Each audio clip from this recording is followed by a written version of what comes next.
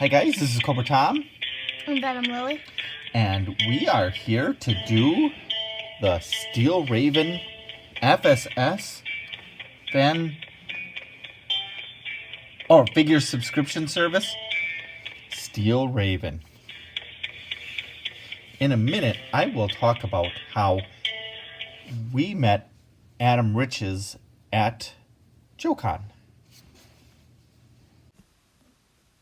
During JoeCon, we were in line to get autographs, and we had gotten, for $10, a Steel Raven poster.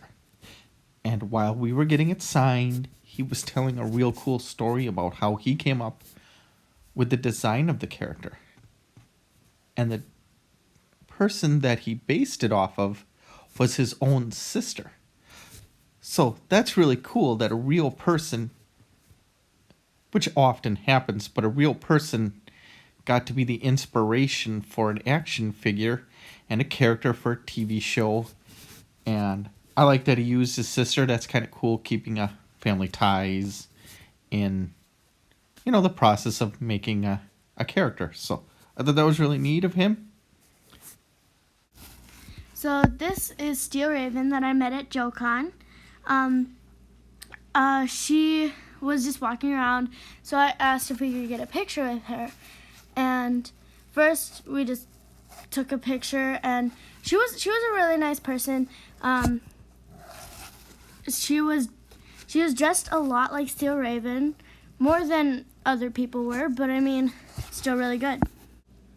So I got a poster just like this one, and we were about to talk to Larry Hama at JoeCon, and somehow I set it down somewhere, and I don't know what happened to it. And so then I really liked this picture, so I went back to Adam Rich's stand, and I almost gave him $10 for this, and he said, "Weren't you here before?" And I said, "Yeah," and he said, "Are you gonna buy the same thing?" And I said, "Yeah," and he said, "Where did it go?" And I was like, "I set it down somewhere and I can't find it." So he was nice enough to give me a free one and signed his name. He also said that this Steel Raven is kind of based off of his sister. Steel Raven's first cartoon appearance is in G.I. Joe Extreme in the first season episode 11, Winner Takes All. Come on. The articulation on this figure is pretty good. Her arms swivel all the way around. Same with this one. But,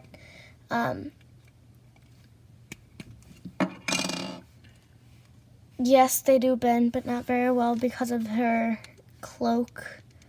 You want to be very careful with that. Yeah. I usually like a modern figure, but they don't have such good features with this one. It's kind of like the Baroness too. We have a Baroness that has a almost exactly identical thing, and you can't bend her legs because she's. And then right here, it swivels around. Yeah. And it almost looks like she can do like crunches. Yep. And that's really all. She can barely sit. That's all she can do. Yeah. I'm going to be putting her in command of my Terradrome because she doesn't stand very well. Steel Raven came with a bunch of accessories. A lot of accessories, especially for a female figure who doesn't usually, female figures usually don't get too many accessories. First is her stand with her own name on it. Then is her hat that goes on and off. Go.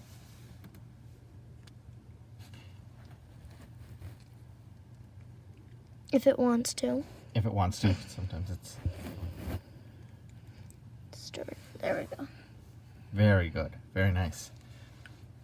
I'm going to put her back on her stand. Next, she comes with us. A signal thingy? Yeah, I'm not sure what that is. I think that's supposed to be, and I think you're holding it wrong, not just based on the skull on there. Yeah, it's tough to...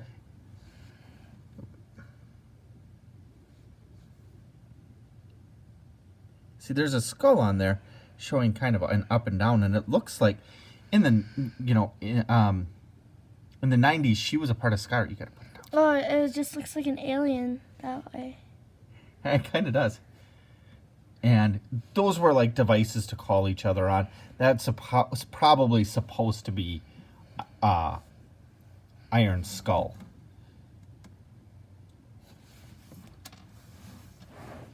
Next, she comes with two very similar...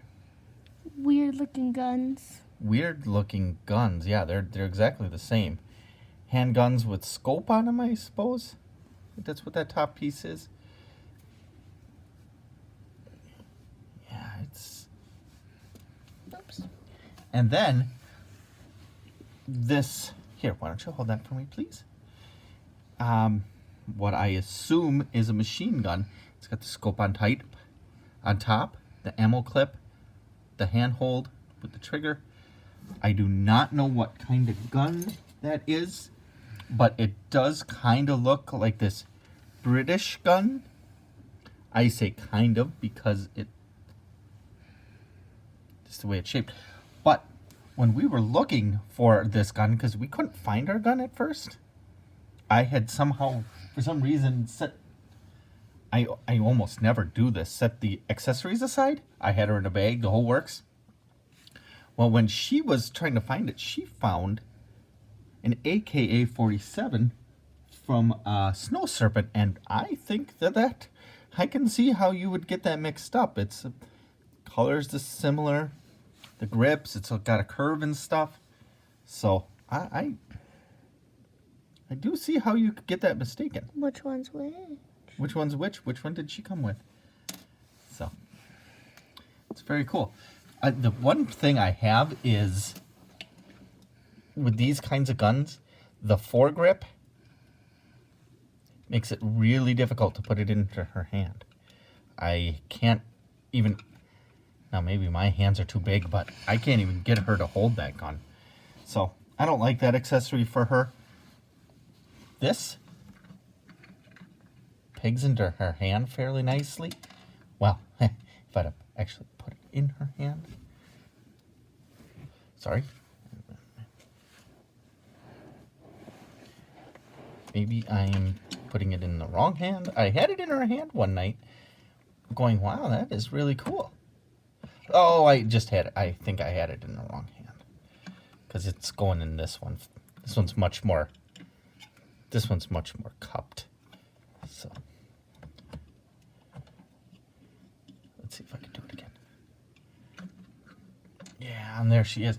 She's kind of like she could be talking like, Iron Skull, come save the day. Which I don't actually have an Iron Skull. It's too bad. But I do have this.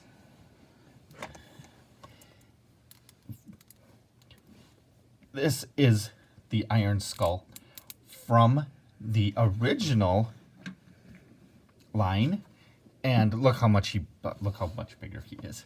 He's like, so this is not a very good comparison, but that's who she would be talking to in G.I. Joe Extreme. This was Iron Skull, or Iron Claw. Sorry, Iron Claw. He was the leader of this whole evil army, and she was like his second in command. And in the original toy series, she never had a figure, and so getting one is really nice. And as Ed Hellman will attest to, if you ever talk to him, I always have a running gag, and he's probably sick of hearing it, and I haven't kind of brought it up for a while, but he made his own steel raven, and it is awesome. And I'm always joking about how I want to trade certain figures for it, and he said, "Oh, no way, I'm going to be buried with it." So that's how much that means to him. So actually, now that I've got this guy here, I wonder if I could put it in his hand. Nope. Oh well. It's not going to fit in his hand. Well, we made a Baroness kind of thing with this looking skirt at JoeCon, and I think, I'm not sure where it is. Oh, that has it. Okay. Oh, And kick Iron Skull out of there. Or Iron Claw. and I was looking at it, and I thought that they kind of look similar. Here, we'll do a little bit of a comparison so that we can put her. They are not the same colors, I will tell you that. Yeah. Okay. But the hair is kind of the same. Let me face her up. They have a cloak in the back, which they had a pancake frying pan kind of thing. That was cool. And we melted it down, and we kind of stuck it on there, and it kind of worked. Yep. And Ed Hellman actually is the one. Let me fix her. Ed Hellman kind of fixed the skirt so that it would actually go back on her. We actually have the 25th anniversary Dr. Mindbender legs on her. Mm-hmm. Because we couldn't find the right kind of Baroness legs, but we thought with her purple and her kind of blue and her dark colors, that purple kind of just didn't mix in, but it didn't stick out so terribly bad that it looks bad. And Dr. Mindbender's legs were thin enough to fit on the female body. She was very broken when we found her. Yeah. We also took a bunch of parts for when we did the JoeCon class to do our own figures. We took our own parts from all kinds of, just every kind of figure that they had, and we made our own guys, and we made a ton of them, and this is one of them. But this is what I mean. I mean, the skirt. We were the last to leave, actually. They had to kick us out. Yeah, the skirt is almost exactly the same. See, it's got the bend here. The ruffles, and then the ruffles. Yep. The way it waves. And the way it waves. And then the way the other leg kind of goes down and has a little, maybe not pocket, but has this. I think it's based on the same-ish mold. I think it's, if it's not the same, it's probably really, really close. Well, that's all we have. So, thanks for watching, and we'll see ya. Oh, here, I will. Here, I'll turn the glare there. Okay. I'll do this. Sorry, we were just about to do our outro, and I'll do this quick. I won't read it all. I'll let you guys kind of read that. Scar Infantry Officer, Steel Raven. File name unknown. Infantry Primary Military. Specialty Infantry Commander. And interrogation is the second. Unknown birthplace and her grade is officer. Looks like first lieutenant. So she's got a pretty high rank. So, but this Scar with this Cobra is wrong. She was never actually a part of Cobra. Scar isn't an acronym for a Viper or anything. Scar was the name of the group she was a part of. So she was really technically never a part of Cobra. Well, thank you for watching. This is a fun one. I really like this figure. I've always wanted this figure, probably all the way back since 1995. So, oof. Yeah, and they never made one. So, getting one is pretty cool. So, thank you for watching. And we'll see you next time. Bye.